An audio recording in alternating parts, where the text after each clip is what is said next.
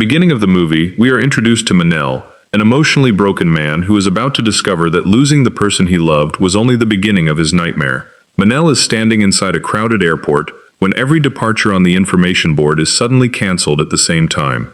At first, the passengers assume there has been a technical failure. Some people complain at the service counters, while others desperately check their phones for information. Then hundreds of phones begin ringing across the terminal. A national emergency message orders everyone to abandon their travel plans immediately.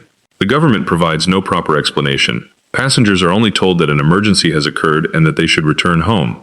The lack of information makes the situation even worse.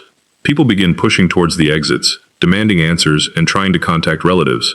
Rumors spread through the terminal faster than the official announcements. Some believe there has been a terrorist attack. Others think the country is preparing for war. But Manuel receives a call from someone who knows the truth. His sister works inside a military department and has access to classified information.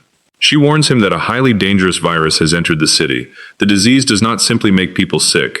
Within minutes of infection, victims lose control of their minds and become violently aggressive. They attack anyone nearby without recognizing friends, family members, or even their own children. Manuel's sister tells him not to trust every government announcement that may follow. She orders him to return home, lock every entrance, and remain inside regardless of what the authorities later instruct civilians to do. The call ends before Manuel can ask many questions. He leaves the airport carrying the only companion he still has, his cat, Lucullus.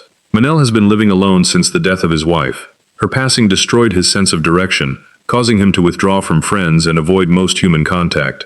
Lucullus has become the only living creature Manuel regularly speaks to. Now, as society begins collapsing around them, the cat is also the only family member he can physically protect. Outside the airport, the roads are already blocked.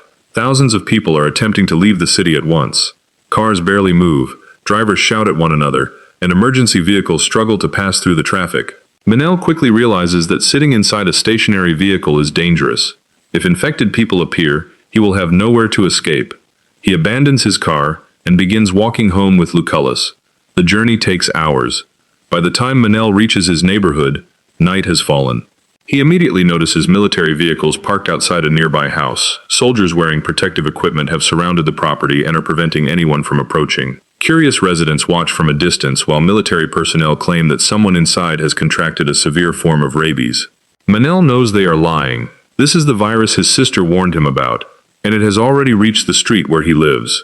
Manuel enters his house, locks the doors, closes the curtains, and waits. The following morning, his sister calls again. The situation is deteriorating much faster than expected.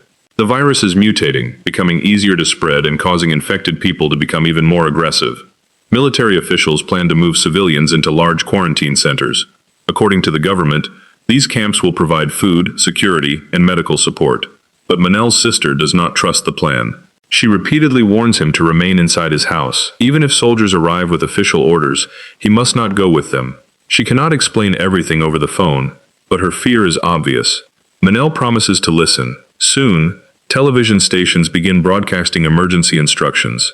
Citizens are ordered to remain indoors until military teams can organize evacuation. The broadcasters avoid showing the infected clearly. They describe the crisis as a public health emergency while withholding the true level of violence occurring across the city. Manuel checks his kitchen and realizes he does not have enough food for a long isolation. Against his sister's advice, he decides to make one quick trip for supplies. He reaches a supermarket and finds it almost completely empty. Panicked customers have already taken everything useful. The shelves contain no bread, canned food, bottled water, medicine, or basic hygiene products. Manuel then checks a smaller shop connected to a petrol station. That store has also been stripped. But food is no longer his biggest concern. Inside the building, he discovers a wounded police officer hiding behind a locked office door. The officer has been bitten. He still understands what is happening, but he knows he may lose control at any moment. Instead of risking the lives of others, he has locked himself away. Before Manuel can decide what to do, another infected person bursts into the store. The attacker charges at him with terrifying speed. Manuel grabs a long cleaning tool and tries to keep the infected person at a distance, but the attacker is stronger than expected. The virus appears to remove fear, hesitation, and the natural limits that stop ordinary people from injuring themselves. Manuel is forced backwards. The infected person is about to overpower him when the wounded officer fires from inside the office. The bullet kills the attacker. The officer has used his final moments of clear thought to save a stranger. Manuel stares at the body and finally understands the true scale of the disaster. This is not an illness the government can quietly contain. Civilization could disappear within days. That night, the official news finally admits that containment has failed. Military forces will begin removing residents from their homes the next morning and transporting them to organized camps. Remembering his sister's warning, Manuel spends the night strengthening the house. He pushes furniture against the doors, reinforces the windows, turns off every light, and prepares a hidden space away from the street. When military vehicles enter the neighborhood the following morning, soldiers order residents outside. Families carry bags towards the waiting transports, believing the camps offer their best chance of survival. House after house becomes empty. Eventually, the soldiers reach Manuel's property. They knock loudly and order anyone inside to respond. Manuel remains completely still. Even Lucullus appears to understand the danger and makes no sound. The soldiers attempt to force open the front door. The barricade holds. After several unsuccessful attempts, they assume the house is empty and move on. Within hours, the entire neighborhood becomes silent. Manuel is now alone. For the first few days, he survives on the food remaining inside his cupboards. A small solar system provides enough power to charge his phone, but the communication network has stopped working. Every day, Manuel writes messages to his sister. He tells her that he is alive and still inside the house. None of the messages are delivered. Days become weeks. Manuel watches the empty street through a narrow opening in the curtains. No government vehicles return. No neighbors appear. There are only distant screams, abandoned homes, and occasional figures moving between buildings. After 2 weeks, Manuel eats the last of his food. Staying inside is no longer protection. It is a slower form of death. To reduce the danger of being bitten, he puts on a thick diving suit. The heavy material covers most of his body and may provide some protection against teeth and fingernails. He secures Lucullus and begins searching nearby houses. Most have already been looted. Cupboards are empty, furniture has been overturned, and anything useful has been taken by fleeing residents or scavengers. Inside one house, however, Manuel discovers an elderly woman. She also hid from the military evacuation. Because she can barely walk, she believed she would not survive the chaos of a crowded quarantine center. The woman knows the neighborhood better than Manuel does. She remembers which families owned vehicles, who stored emergency supplies, and which houses may still contain food. Following her directions, Manuel finds a motorcycle and several small supplies. He discovers a few cans and a little bread, but the amount is barely enough for one person. The old woman points out the uncomfortable truth. If two starving people remain together with almost no food, kindness eventually becomes difficult. Hunger can transform neighbors into enemies. Her words give Manuel another idea. The first infected house on the street was sealed before the general evacuation. Because nobody was allowed to enter, food may still remain inside. Manuel approaches the property carefully and forces his way through the barrier. The house is dark and silent. He checks the kitchen, but the refrigerator and cabinets are empty. Someone has already removed everything. Just as Manuel prepares to leave, another survivor steps from the shadows. The unexpected man has been hiding in the property and watching Manuel since he entered. For a tense moment, neither trusts the other. Then the survivor reveals a secret storage space hidden behind a false section of cabinetry. Inside is a valuable supply of canned food. Manuel brings some of it back and listens to a radio while preparing a meal. Through the static, an emergency message announces that a survivor camp has been established outside the city. The transmission claims that uninfected people are being accepted and protected there. Manuel remembers his sister's warning to remain hidden. But the house is becoming less secure, and the food will eventually run out again. He decides to take the elderly woman to the camp. The next morning, Manuel enters her home and finds her sitting motionless in a chair. She has taken a fatal amount of medication. Beside her is a note. The woman understood that her weak body would slow Manuel down and reduce his chances of surviving. Rather than become a burden, she chose to end her own life. Her final message tells Manuel to protect Lucullus and keep moving forward. Manuel quietly pays his respects and leaves. Before he can escape the neighborhood, an infected woman attacks him from a doorway. The fight is desperate and close. Manuel eventually stops her, but instead of treating the body like an animal, he searches her clothing and finds her identification. He places the card on her chest. The virus took away her behavior, but Manuel refuses to erase the fact that she was once a person with a name and a life.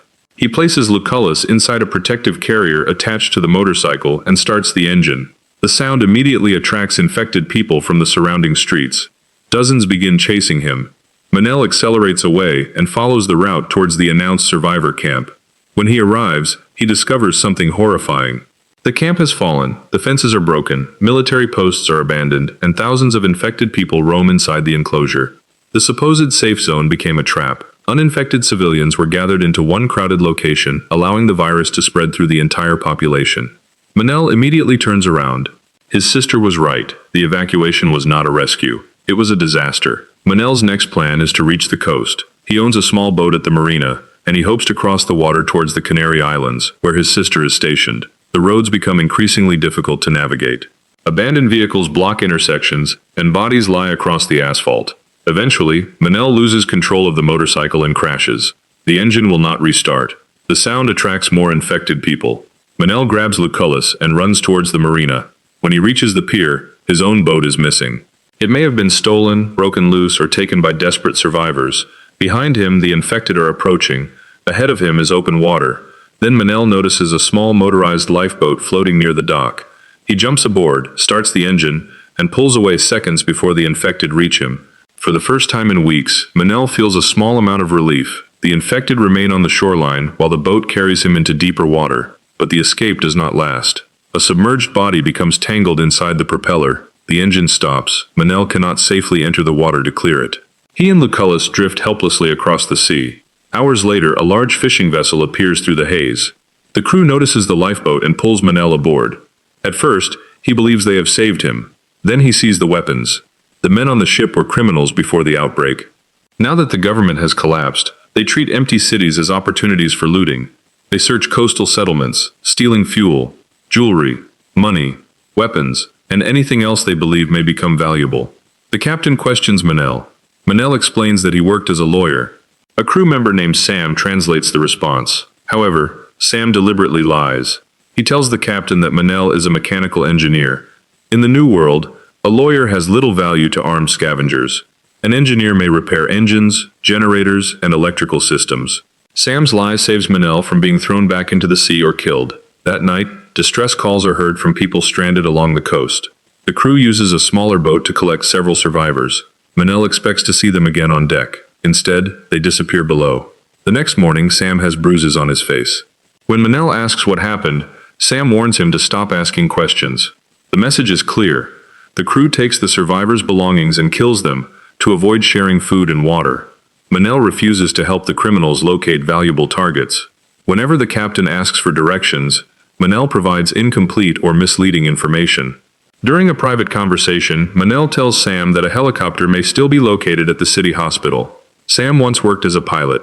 If they can escape the ship and reach the aircraft, Sam may be able to fly them to the Canary Islands. Sam does not agree immediately, but he also does not report the plan. Late that night, Manuel prepares to escape. He puts on his protective suit and moves quietly towards the smaller boat, but before leaving, he thinks about the captives being held below deck. Manuel could save himself by ignoring them. Instead, he goes into the ship's lower section. He discovers a man and woman locked inside a storage compartment. They lost their families during the outbreak and were captured after responding to the ship's false rescue signal.